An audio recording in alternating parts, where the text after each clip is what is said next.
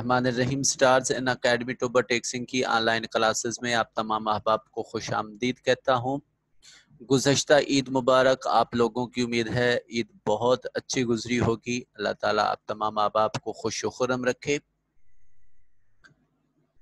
بیٹا ہم مناقب عمر بن عبدالعزیز یہ سبق پڑھ چکے تھے اور آج ہم نے اس کی سمری کو ریوائز کرنا ہے اور اس کے اہم اقتباسات کو دیکھنا ہے۔ بہت ہی امپورٹنٹ لیسن ہے آج کا ہمارا، بہت اہم یہ سبق ہے۔ آپ اس کو بہت غور سے دیکھیے اور نہایت توجہ سے سماعت کیجیے۔ علامہ ابن جوزی نے اپنی ایک کتاب تحریر کی تھی جس کا نام سیرت العمرین تھا۔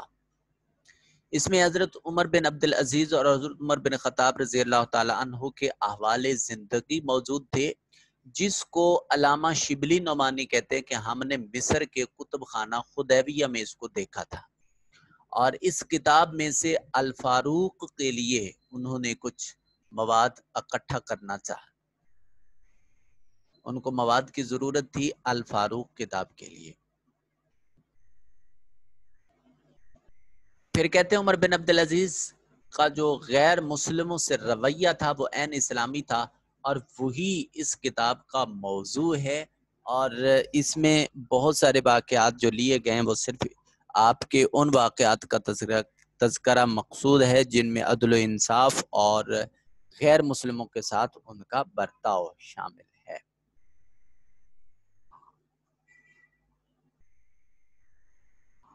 عمر بن عبدالعزیز مذہب پر مکمل عمل پیرا ہونے کی وجہ سے ان کو مذہب کی مجسم تصویر اور عدل و انصاف کی اعلیٰ ترین مثالیں پیدا کرنے کی وجہ سے ثانی عمر کا لقب دیا جاتا ہے۔ حمص کا رہنے والا ایک عیسائی تھا۔ جب آپ تخت خلافت پر متمکن ہوئے تو وہ عیسائی نے آ کر مقدمہ دائر کروایا کہ ولید بن عبد الملک کے بیٹے عباس نے میری جاگیر پر ناجائز قبضہ کر رکھا ہے، اور جب پوچھ گچھ کی تو فرمانے لگے کہ جو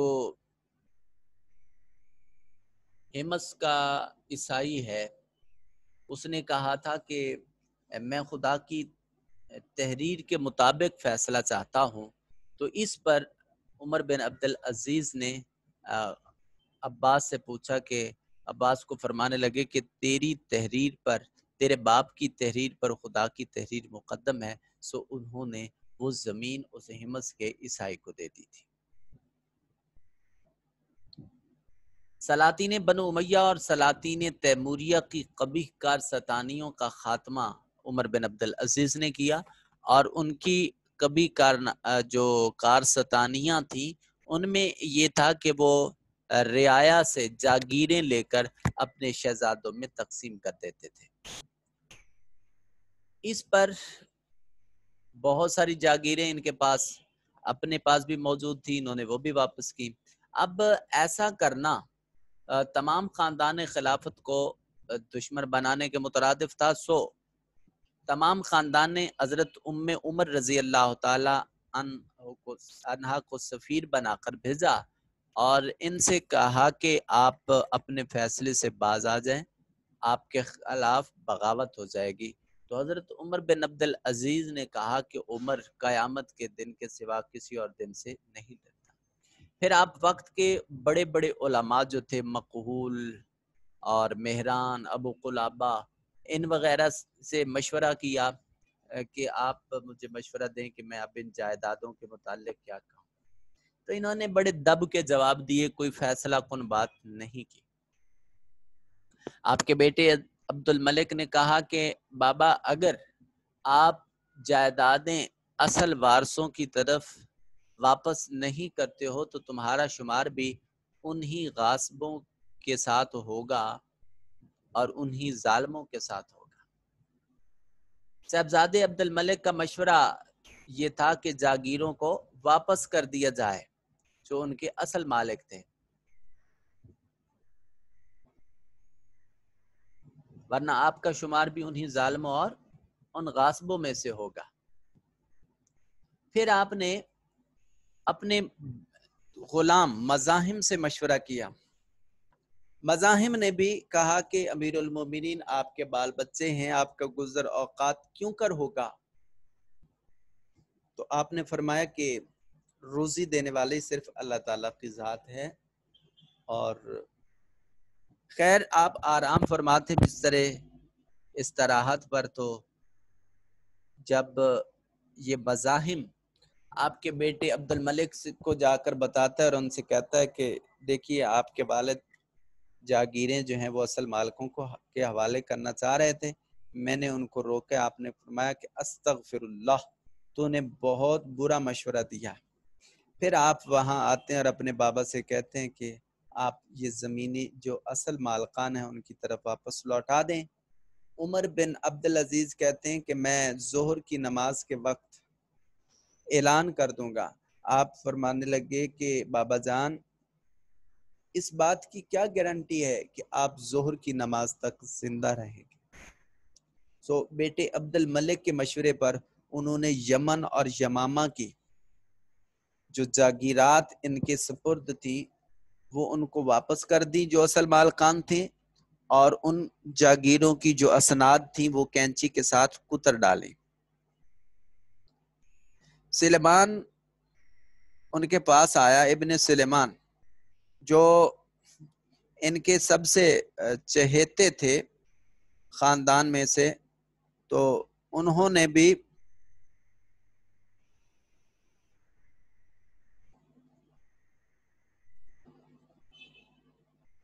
ابن سلیمان جو ہے وہ جاگیر جو ہیں ان کی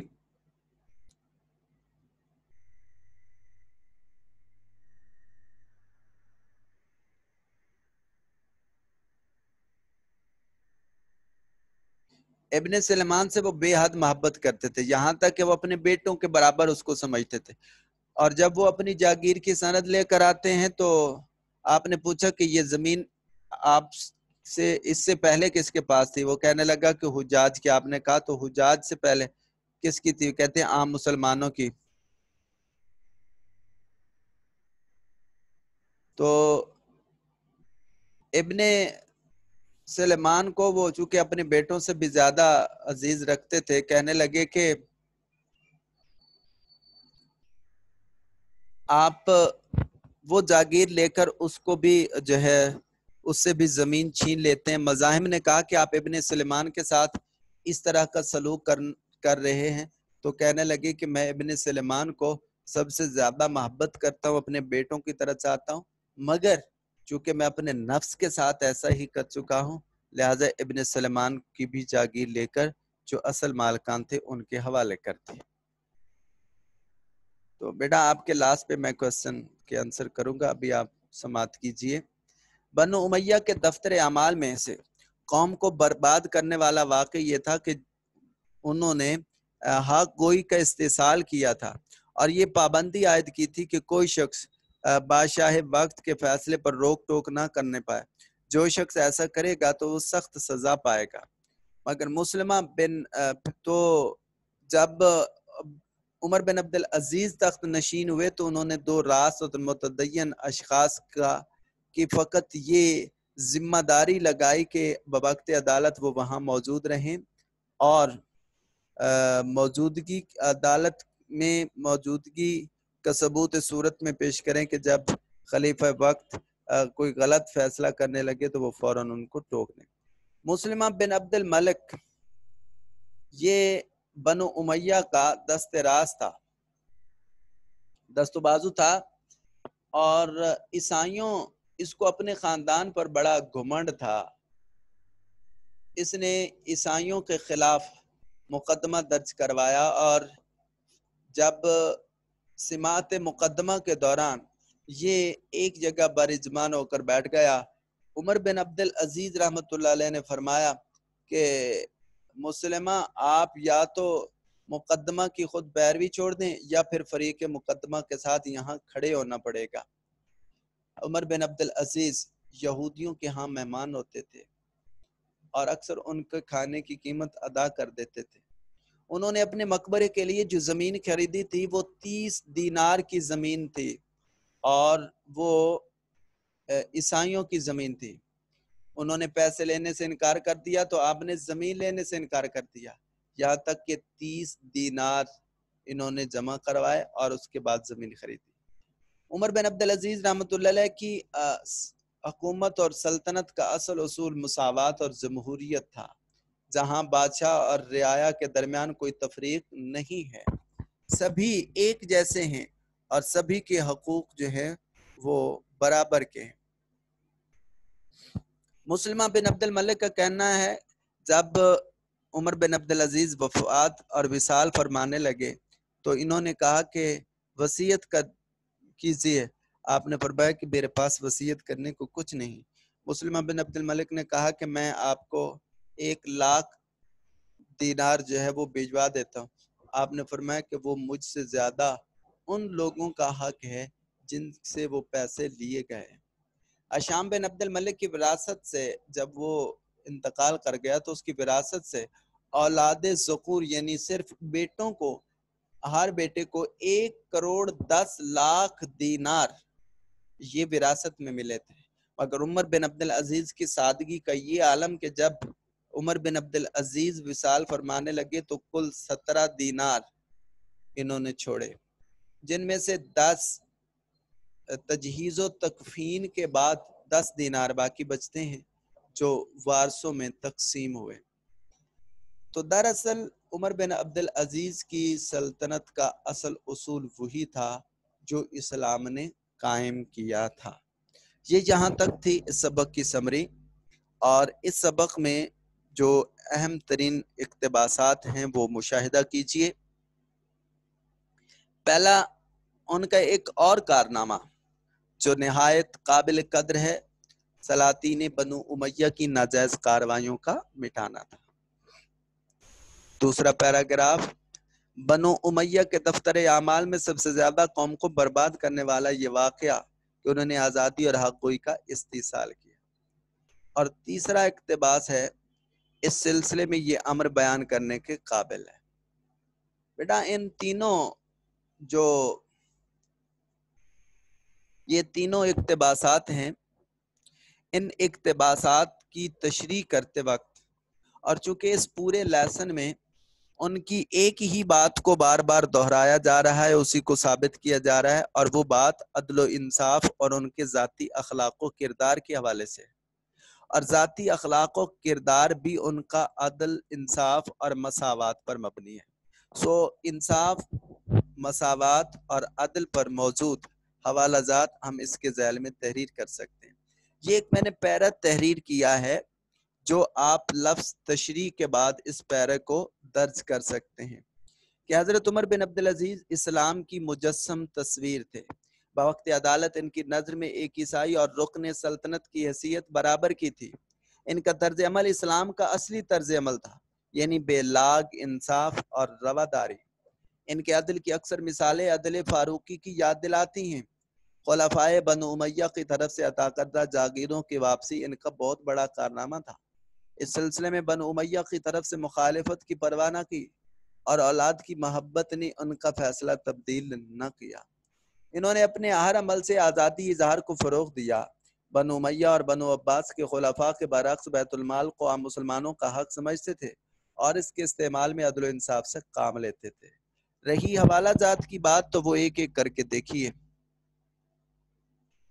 قرآن مجید میں ارشاد ہے، اعدلوا هو اقرب للتقوی، عدل کرو یہی تقوی کے قریب تر ہے۔ پھر ارشاد ہوا، ان اللہ یامرکم بالعدل والاحسان، یہ میں واو ڈالنا بھول گیا ہوں، بالعدل والاحسان، یہاں واو بھی ہونی ہے، عدل لام کے بعد پھر واو ہونی ہے۔ بے شک اللہ تم کو عدل اور احسان کا حکم دیتا ہے۔ نیکسٹ دیکھیے کہ اور کسی قوم کی دشمنی تمہیں انصاف سے ہٹا نہ دے، یہ بھی قرآنی حکم ہے۔